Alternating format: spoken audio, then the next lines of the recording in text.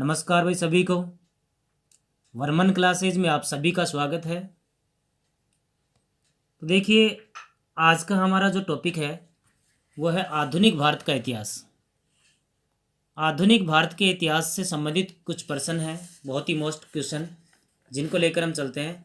तो देखिए, पहला प्रश्न आपके पास, आपके सामने है। देखिए क्या प्रश्न है, ध्यान से देखिए।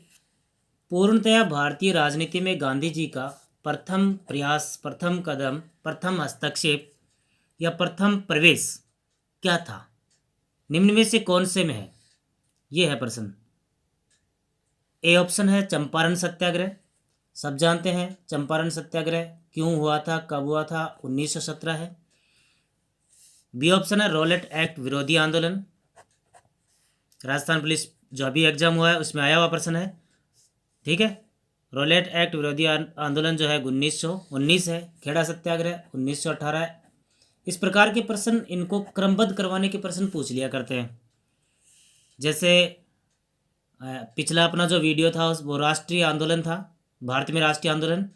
उस राष्ट्रीय आंदोलन में बहुत से ऐसे फैक्ट हैं जिनको क्रमबद्ध करवा लिए जाते हैं परीक्षा में, कि निम्न में से क्या गलत है या निम्न को क्रमबद्ध कीजिए। तो वो हमको पूरा आता है तो हम उसका उत्तर कर सकते हैं, नहीं तो नहीं कर सकते। तो देखिए, इस प्रश्न का उत्तर रहेगा हमारा बी ऑप्शन, रोलेट एक्ट विरोधी आंदोलन। हम ये जानते हैं 1919 में 17 मार्च 1919 की कहानी है। 17 मार्च 1919 को रोलेट एक्ट लागू हुआ। उस रोलेट एक्ट में ये बात थी कि किसी भी भारतीय को बगैर चेतावनी 2 वर्ष तक जेल में रखा जा सकता है। इस कानून को काला कानून कहा गया, ठीक है। इसके विरोध में महात्मा गांधी जो है वो आंदोलन शुरू किए थे 6 अप्रैल 1919 को।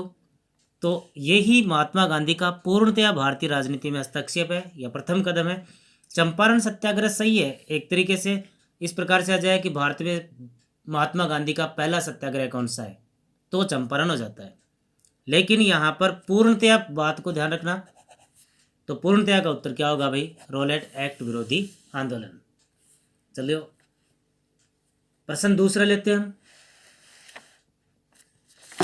देखिए दूसरा प्रश्न, 1872 में एक प्रश्न यही बन गया, ब्रह्म विवाह अधिनियम पारित हुआ था। 1872 में ब्रह्म विवाह अधिनियम पारित हुआ।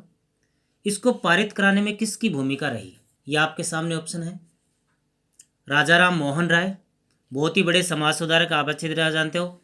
सती प्रथा जो थी उसे बंद कराने में राजा राम मोहन राय की ही भूमिका रही थी। स्वामी दयानंद सरस्वती, बहुत ही बड़े समाज सुधारक, आप ये भी जानते हो, शुद्धि आंदोलन के जनक। केशव चंद्र सेन या लॉर्ड विलियम बेंटिंग, इनमें से कौन सा व्यक्तित्व है जो 1872 में ब्रह्म विवाह अधिनियम पारित कराने में सफल रहा? तो देखिए, इनमें से उत्तर रहेगा केशव चंद्र सेन। आप ये जानते हो केशव चंद्र जो सेन है वो ब्रह्म समाज जो है, राजा राम मोहन राय का ब्रह्म समाज, उस ब्रह्म समाज में आचार्य रहा करते थे। क्या रहा करते थे भाई? आचार्य। और आचार्य रहते हुए एक तरफ देवेंद्रनाथ टैगोर थे और एक तरफ ये राजा राम मोहन राय की मृत्यु हो गई थी। तब केशव चंद्र सेन के प्रयासों से यह अधिनियम पारित हुआ था। इस अधिनियम में विवाह की उम्र 14:16 थी। समझ गए होंगे आप, लड़के की उम्र 16 होनी चाहिए, लड़की की 14 होनी चाहिए। किंतु 1878 में केशव चंद्र सेन ने 1878 में अपनी पुत्री का विवाह किया, और जो उसकी पुत्री थी उसकी उम्र 13 वर्ष थी। देखो, स्वयं ही ऐसा कानून ला रहे हैं जिसमें 14 वर्ष से कम उम्र की लड़की का विवाह नहीं होना चाहिए, लेकिन खुद अपनी ही पुत्री जिसकी उम्र 13 वर्ष थी उसका विवाह करा रहे हैं। तो निश्चित है कि ब्रह्म समाज जो है यहाँ विभाजित होगा। तो 1878 में ब्रह्म समाज विभाजित हुआ था, जिसमें फिर साधारण ब्रह्म समाज की स्थापना हुई थी आनंद मोहन बोस के द्वारा। तो अपना प्रश्न नंबर 2। प्रश्न नंबर तीसरा देखिए, पूरी व्याख्या सहित देखिए आप। और कोई अगर आपको कोई टॉपिक पढ़ना हो तो आप कमेंट करके बता सकते हैं। वीडियो कैसा लगे उसे लाइक करें, कमेंट करें। प्रश्न देखिए, प्रश्न सारे ही मोस्ट होंगे। विदेश में सर्वप्रथम तिरंगा फहराने का श्रेय किसे जाता है? ये नहीं पूछा जा रहा है कि सर्वप्रथम तिरंगा भारत में नहीं पूछा जा रहा, विदेश में पूछा जा रहा है। ऑप्शन देखिए, A Subhash Chandra Bose, B option है V D Savarkar, Shyamji Krishna Varma, madam Bhikaji Cama. आप बता सकते हैं कमेंट करके। तो देखिए, या मिलान कीजिए अपने कितने प्रश्न सही होते हैं, और कमेंट करके बता सकते हैं कि कितने प्रश्न गलत हुए और कितने प्रश्न सही हुए। तो देखिए, इस प्रश्न का उत्तर है मैडम बीकाजी कामा। मैडम बीकाजी कामा श्यामजी कृष्ण वर्मा के सहयोगी रहा करते थे, और इन्होंने मैडम बीकाजी कामा ने पेरिस में, कहाँ भाई, पेरिस में 1907 की कहानी है। 1907 में भारतीय झंडा, भारतीय ध्वज, तिरंगा जो है उसे विदेश में फहराने का काम किया है पहली बार। तो यह मैडम बीकाजी कामा, जिसे the mothers of Indian revolution भी कहा जाता है, भारतीय स्वतंत्रता संग्राम की माता,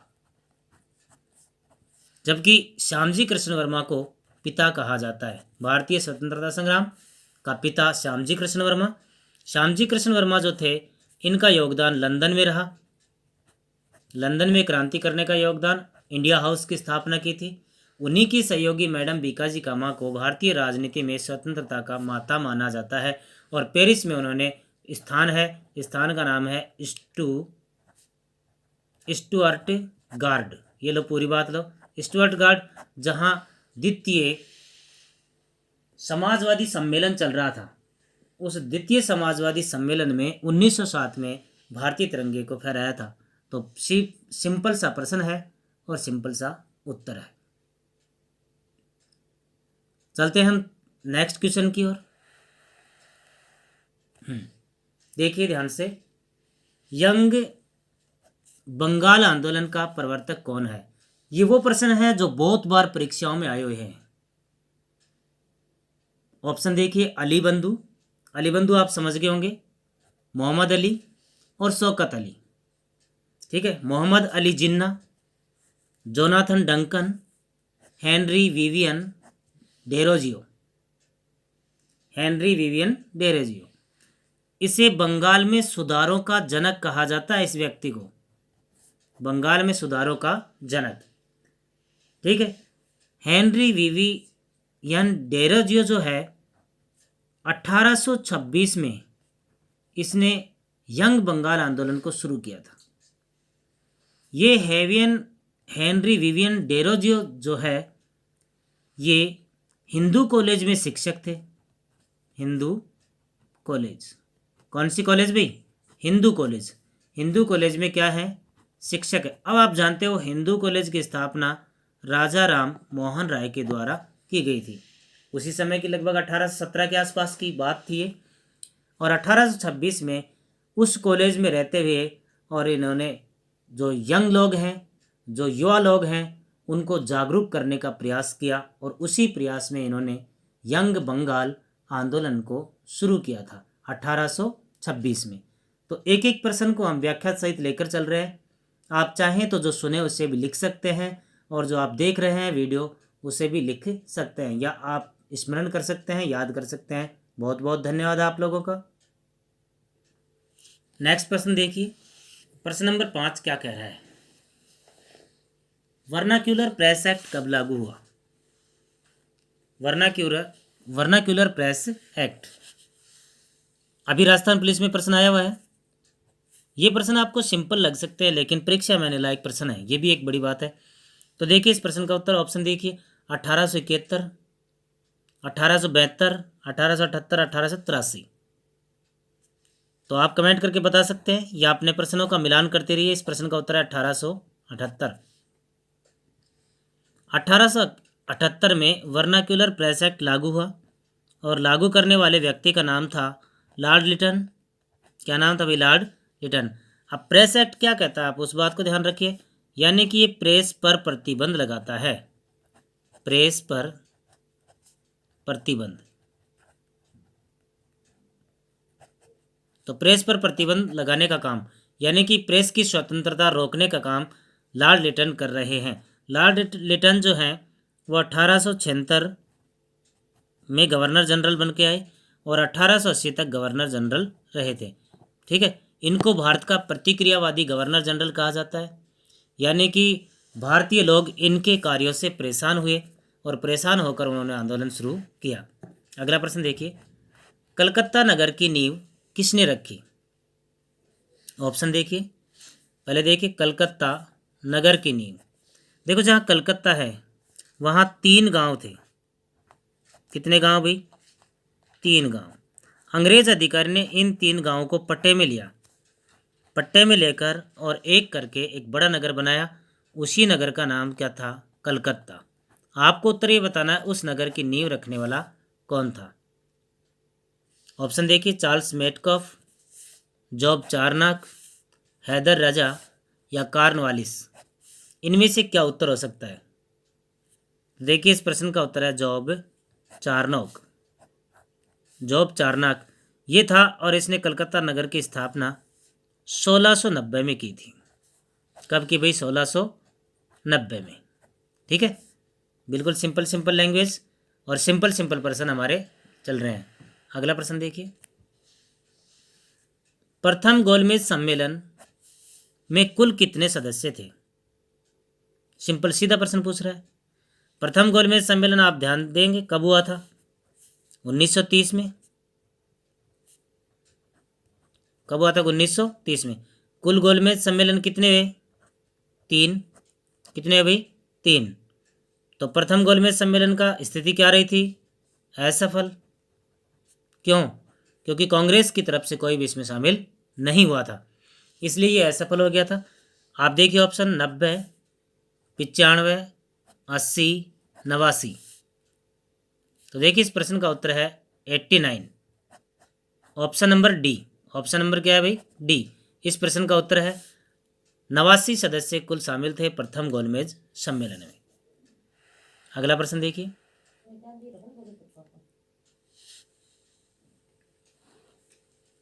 भारत में व्यापार हेतु सर्वप्रथम आने वाली यूरोपीय कंपनी थी। भारत में व्यापार हेतु सर्वप्रथम आने वाली यूरोपीय, ध्यान रखना, यूरोपीय कंपनी थी, क्योंकि इससे पूर्व जो आ रहे थे वो कंपनी नहीं थी, अरब के लुटेरे थे। अब यूरोपीय आ रहे हैं, 2 ही अंतर है, अरब के आने वाले लुटेरे हैं और यूरोपीय कंपनियां हैं, व्यापारी हैं। तो सर्वप्रथम कंपनी कौन सी थी? इस प्रश्न का उत्तर होगा पुर्तगाल। आप सबको पता होगा पुर्तगाल से वास्को डी गामा सर्वप्रथम भारत में आए थे। ठीक है, तो सर्वप्रथम व्यापारी कंपनी यही होगी। अगला प्रश्न देखिए,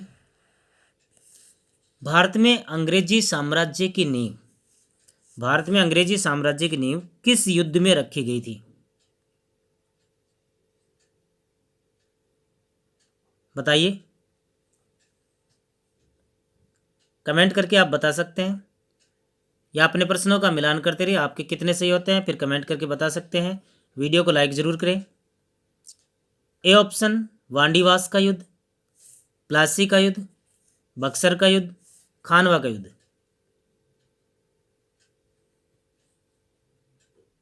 चलो तो इस प्रश्न का उत्तर देख लेते हैं। प्लासी का युद्ध 1757 में। प्लासी का युद्ध कब हुआ था? 1757 में। सिराजुद्दौला और अंग्रेजों के बीच युद्ध हुआ था।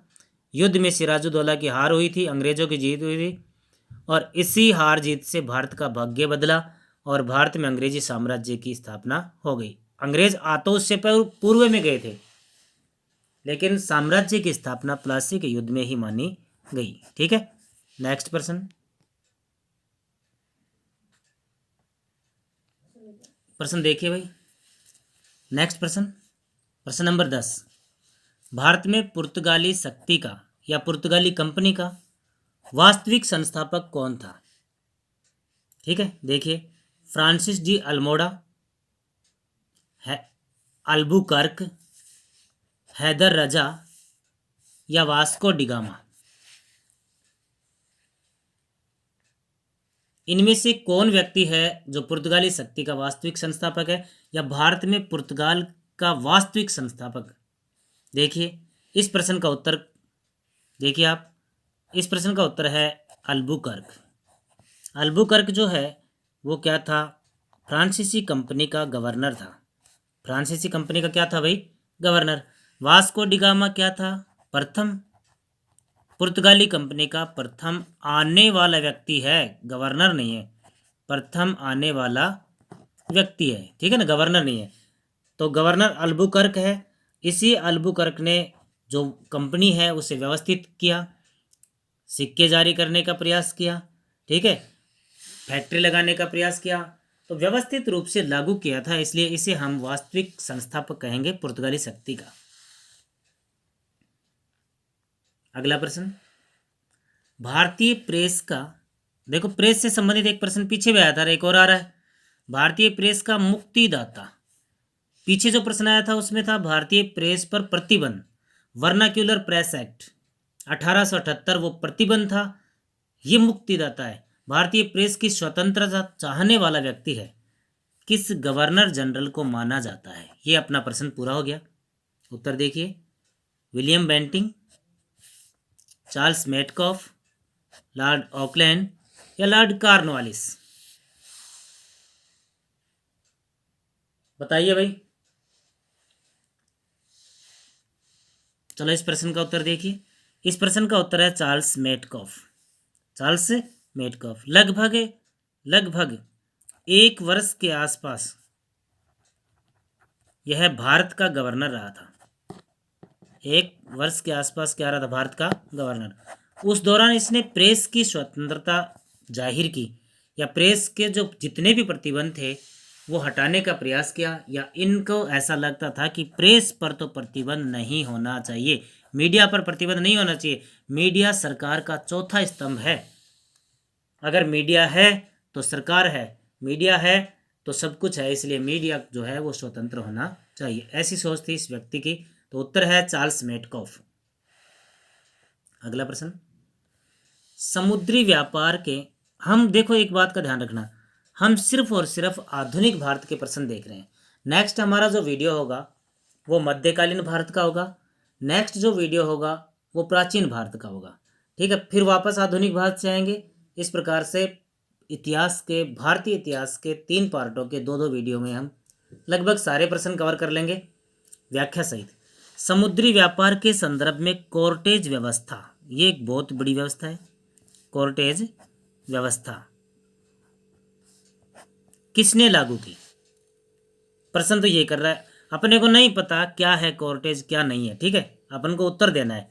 ऑप्शन देखिए, डच, फ्रांस, पुर्तगाली, अंग्रेज। चलो प्रश्न का उत्तर देखिए, प्रश्न का उत्तर है पुर्तगाली कंपनी। कौन सी कंपनी भाई, पुर्तगाली। पुर्तगाली कंपनी ने समस्त समुद्री जल पर अपना अधिकार कर लिया था, समस्त समुद्री जल पर अधिकार कर लिया, जल पर अधिकार कर लिया था। अब उस अधिकार कर लिया तो किसी की भी जहाज आने जाने के लिए जो पास दिया जाता है, जहाज आने जाने के लिए जो पास दिया जाता है, उस पास को ही कॉर्टेज व्यवस्था कहा जाता है, ठीक है। तो कॉर्टेज व्यवस्था है क्या, जहाज़ों का पास है एक तरीके से, जो पुर्तगाल देता है। देखो भारतीय, दक्षिण भारत के जो समुद्री हैं, हिंद महासागर है, उसमें पास देने का काम कौन कर रहा है, पुर्तगाल। जबकि उस समय मुस्लिम लोगों का राज था, पुर्तगाल आए, उन मुस्लिमों को, अरब के व्यापारी जो थे उनको पराजित किया और समुद्री जल पर अधिकार किया। इसीलिए नीली शांत जल नीति जो है वो पुर्तगालियों की मानी जाती है। नेक्स्ट क्वेश्चन देखें, प्रश्न बहुत बढ़िया होंगे। शेर ए पंजाब के नाम से कौन प्रसिद्ध थे, शेर ए पंजाब के नाम से कौन प्रसिद्ध थे। ऑप्शन, भगत सिंह, लाला लाजपत राय, ऊधम सिंह या राजगुरु। तो देखिए, शेर ए पंजाब के नाम से प्रसिद्ध थे लाला लाजपत राय।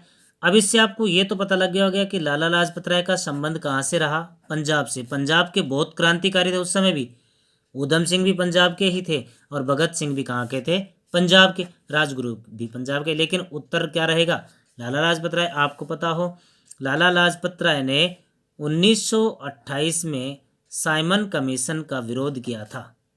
1928 में क्या किया था? साइमन कमीशन का विरोध। और साइमन कमीशन के विरोध के दौरान ही लाला लाजपत राय के ऊपर लाठियां गिरने से, सिर पर लाठी लगने से उनकी मृत्यु हो गई थी। उनकी मृत्यु पर महात्मा गांधी ने कहा था, भारतीय सौरमंडल से एक तारा डूब गया। वो शेर ए पंजाब के नाम से जाने जाते हैं, लाला लाजपत राय। अगला प्रश्न देखिए, भारत में प्रशासनिक सेवा का जनक। प्रशासनिक सेवा, देखो भारत एक तरीके से गुलाम देश था, हम अच्छी तरह जानते हैं, पूर्णतः गुलाम देश था। तो उसमें हर चीज़ शुरू करने वाले का किसी न किसी का नाम होगा, इसीलिए भारत का इतिहास इतना बड़ा हुआ। गुलामी से आज़ादी की ओर हम आए हैं। उस दौरान बहुत सारे गवर्नर जनरल जो लोग हैं उन्होंने भी कुछ किया है। उसके अलावा भारतीय लोगों ने भी सुधार के क्रम में कुछ किया है। तो ऐसे ही पुलिस सेवा का जनक, प्रशासनिक सेवा का जनक, ठीक है, इस प्रकार से बहुत सारे प्रश्न बनते हैं। तो सर्वोच्च न्यायालय किसने स्थापित किया? भारत में प्रशासनिक सेवा का जनक, बताइए। ऑप्शन आपको दिख रहे होंगे, आप आसानी से इन प्रश्नों का उत्तर दे सकते हैं। तो देखिए, इस प्रश्न का उत्तर है लॉर्ड कॉर्नवालिस। क्या उत्तर है भाई? Lord Cornwallis. इन्होंने ही प्रशासनिक व्यवस्था को पहली बार भारत में सेटअप किया था, पहली बार लागू किया था, एक व्यवस्थित तौर पर लागू किया था। अगला प्रश्न देखिए, फॉरवर्ड ब्लॉक की स्थापना किसने की? बहुत बार परीक्षा में आया प्रश्न है, बहुत बार।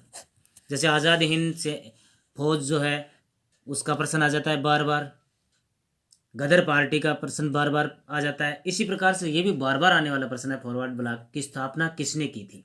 ऑप्शन देखिए आप, बाल गंगाधर तिलक, सुभाष चंद्र बोस, भगत सिंह या लाला लाजपत राय। कमेंट करके अपनी उपस्थिति दर्ज कर सकते हैं, अपनी तैयारी का जायजा ले सकते हैं। देखिए, इस प्रश्न का उत्तर रहेगा सुभाष चंद्र बोस। कब की थी उस बात का भी ध्यान रखना, 1939 में।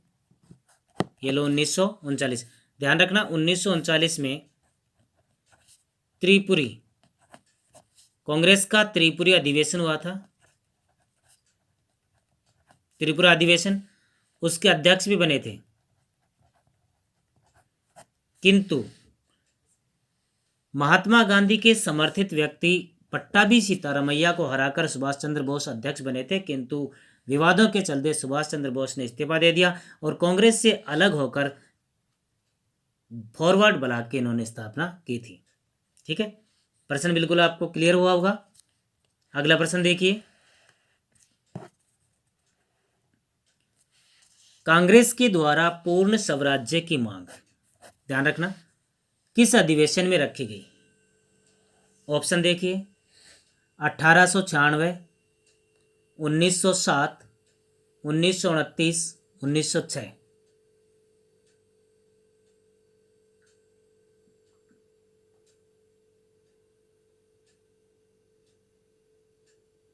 चलो इस प्रश्न का उत्तर देखिए, इस प्रश्न का उत्तर है 1929। उत्तर क्या रहेगा भाई? 1929। ध्यान दीजिए, 1929 में कांग्रेस का अधिवेशन जो है वो हुआ लाहौर में। कहाँ हुआ भाई? लाहौर। लाहौर अधिवेशन में कांग्रेस ने तय कर लिया कि पूर्ण स्वराज्य चाहिए। अब पूर्ण स्वराज्य से नीचे हम किसी भी चीज़ से खुश नहीं है। पहले तो हम मांग रहे थे सुधार, कभी किसी चीज़ में सुधार, कभी किसी चीज़ में सुधार, लेकिन अब हम पूर्ण अधिवेशन की मांग रखते हैं। और इस लाहौर अधिवेशन के अध्यक्ष जो थे वो थे पंडित JL नेहरू। कौन थे अध्यक्ष भाई? पंडित JL नेहरू। उसी के बाद 26 जनवरी जो है वो एक प्रसिद्ध दिन साबित हुआ था, क्योंकि 1929 में पूर्ण स्वराज्य की मांग रखी गई और अपने आप को पूर्ण स्वराज्य कर लिया गया कि हमारा देश आज़ाद हो गया।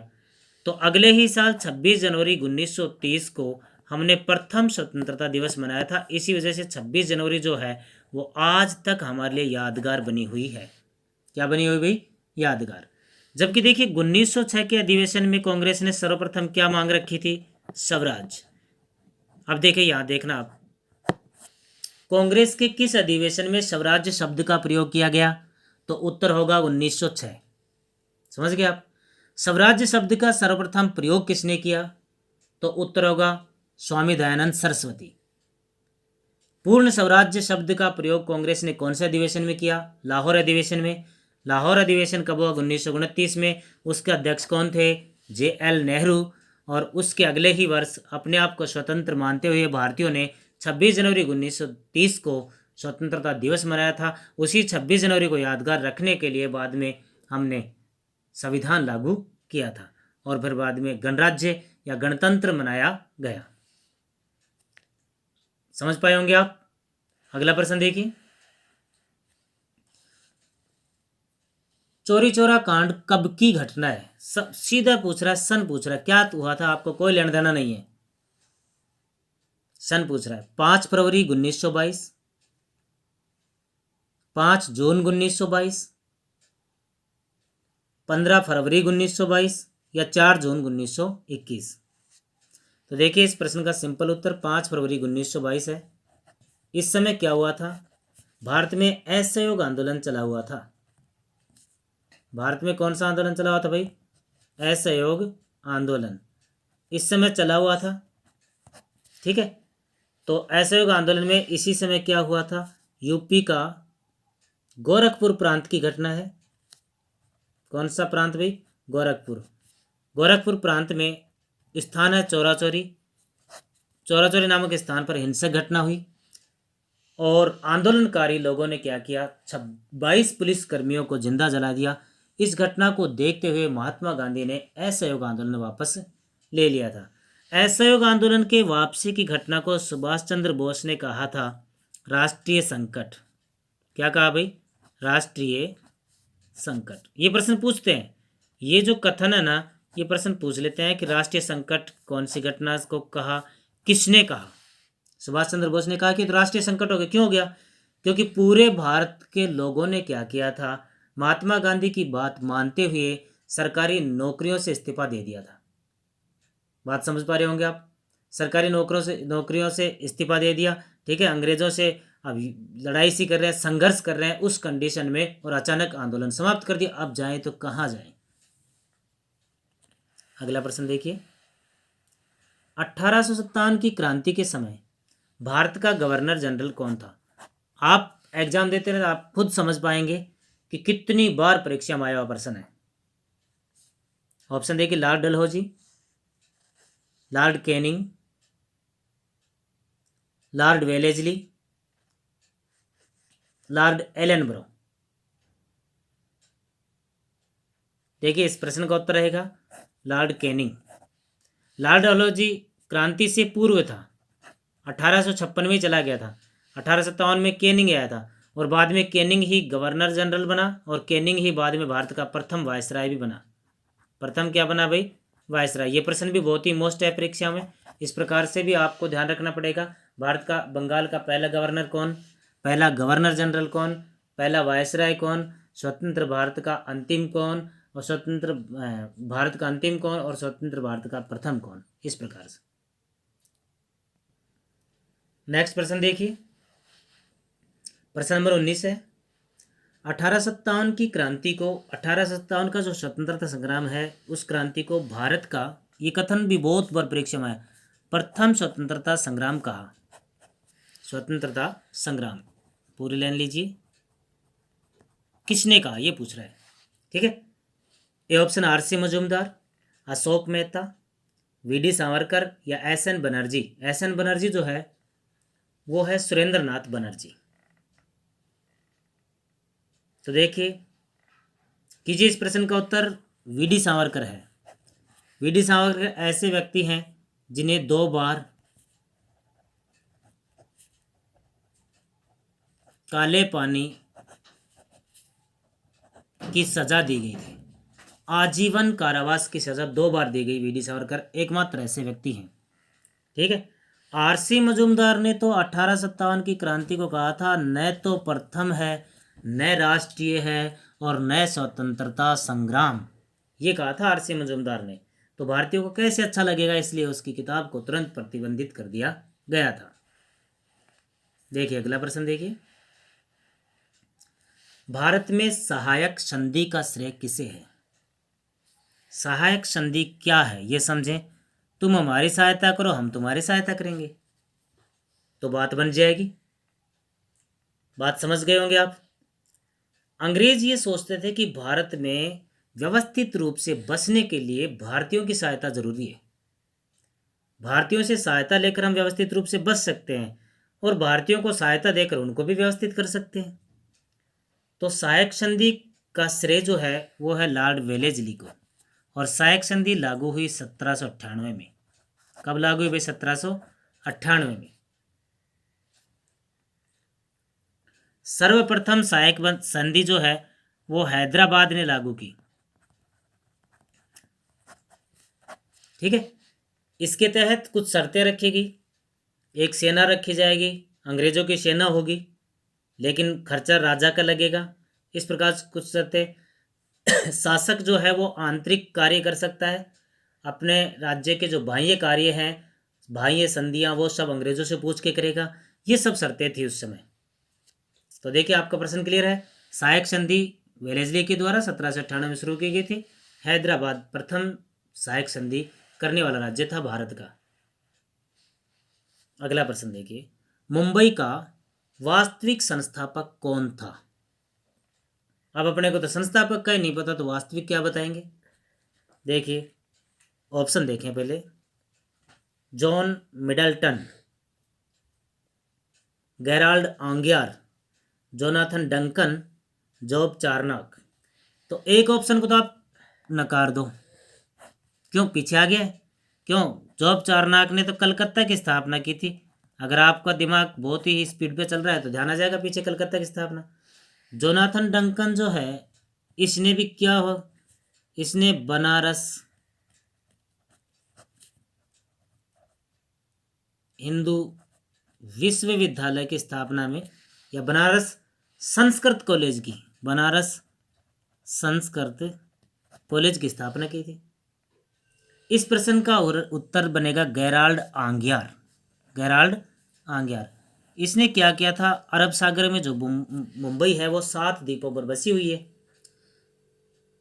इसने तटों को सही करवाना, ठीक है, उसके अलावा पुलिस व्यवस्था सेट करना, वहाँ पर सिक्के चलाना, ऐसे बहुत ही बढ़िया बढ़िया सुधार से संबंधित काम किए थे। इसलिए इसे ही मुंबई का वास्तविक संस्थापक माना जाता है। आप ध्यान रखना, उत्तर रहेगा गेराल्ड आंगियार।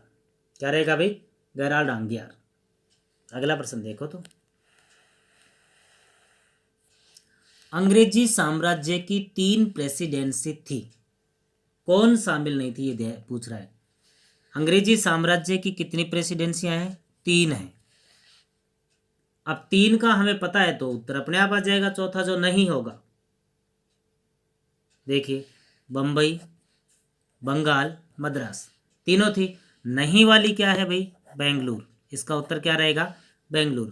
और इनमें से भी सर्वोच्च पूछा जाता है, यानी कि जहाँ पर सबसे ज़्यादा कानूनी शक्तियाँ हैं, पद हैं, ठीक है, ऑफिस है, सब कुछ इस प्रकार से, तो वो बंगाल सर्वोच्च है। और ये दोनों जो हैं वो बंगाल के अधीन ही प्रेसिडेंसी थी।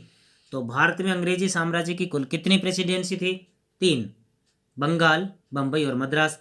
और इसका मतलब 3 के अलावा जो भी उत्तर ऑप्शन में होगा वो उत्तर होगा। अगला प्रश्न देखिए, कृषि क्षेत्र में महालवाड़ी व्यवस्था का जनक कौन था? आप इस महाल शब्द को ध्यान रखें। पहली बात तो ये गांव से संबंधित है। महाल शब्द किससे संबंधित है? गांव से। और ये है क्या, ये ध्यान रखना, ये है जमींदारी प्रथा। क्या है भाई? जमींदारी प्रथा। यानी कि कर प्रणाली, आप समझे ना, गांव से, किसानों से, खेती से जो पैसा ले जाएगी उसकी प्रणाली है कर प्रणाली। तो देखिए, डंकन मैकेंजी ऑप्शन है, Holt Mackenzie, Martin Bird, James Thomason. चलो देखिए इस प्रश्न का उत्तर देखिए, होल्ट मैकेंजी। ये तीनों ही व्यक्ति संबंधित हैं, डंकन मैकेंजी संबंधित नहीं है। डंकन मैकेंजी राजस्थान से संबंधित है, ये तीनों व्यक्ति मालवाड़ी व्यवस्था से संबंधित है। इसमें क्या किया गया कि कर के लिए डायरेक्ट गांव को निर्धारित कर दिया गया, यानी कि कर प्रणाली कहाँ से ली जाएगी? गांव से ली जाएगी।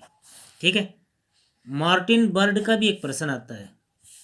मार्टिन बर्ड को उत्तर भारत में कर प्रणाली का जनक माना जाता है। ये ध्यान रखना आप। ठीक है। लेकिन इस प्रश्न का उत्तर मालवाड़ी व्यवस्था का उत्तर होल्ट मैकेंजी रहेगा। क्या रहेगा भाई? Holt Mackenzie. अगला प्रश्न, एशियाटिक सोसाइटी ऑफ बंगाल की स्थापना कब की गई? ऑप्शन 1785, 1784, 1799, 1801। कीजिए कमेंट, लगाइए दिमाग। तो देखिए इस प्रश्न का उत्तर है 1784। क्या है भाई? 1784। एशियाटिक सोसाइटी ऑफ बंगाल एक संस्था है। ठीक है। क्या काम करेगा? प्राचीन भारतीय साहित्य का अध्ययन। समझ गए? प्राचीन भारतीय साहित्य को, जो भी प्राचीन भारतीय धर्म ग्रंथ हैं उनको अंग्रेजी भाषा में अनुवादित करने का काम करेगा। ठीक है। इसका प्रथम अध्यक्ष बनाया गया विलियम जोन्स। ठीक है। अगला प्रश्न देखिए, बंगाल में द्वैध शासन प्रणाली लागू किसने की? द्वैध शासन प्रणाली ये लागू हुई थी 1765 में। आप तो उत्तर दे ही दोगे। ऑप्शन देखिए, कॉर्नवालिस, क्लाइव, वारेन हेस्टिंग्स या विलियम जोन्स।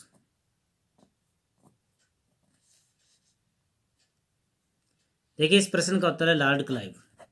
क्या उत्तर है? Lord Clive. ठीक है। लॉर्ड क्लाइव ने प्रशासनिक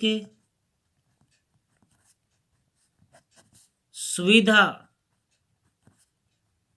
का नाम लेकर बंगाल में द्वैध शासन लागू कर दिया, और द्वैध शासन से बंगाल की हालत बहुत खराब हो गई। बंगाल के कृषि क्षेत्र में किसान लोग जो हैं, मजदूर लोग हैं, वो अपना घर बार खेती बाड़ी छोड़कर जाने लगे। इतनी बुरी हालत हो गई। तो इस द्वैध शासन को हटाने का काम जो किया था वो वारेन हेस्टिंग्स ने किया था, और वारेन हेस्टिंग्स ने ये काम किया था 1772 में। कब किया भाई? 1772 में। ठीक है। तो 1765 से लेकर 1772 तक भारत में द्वैध शासन प्रणाली लागू रही। तो धन्यवाद दोस्तों। आज की अपनी जो क्लास है वो यहीं तक रहेगी।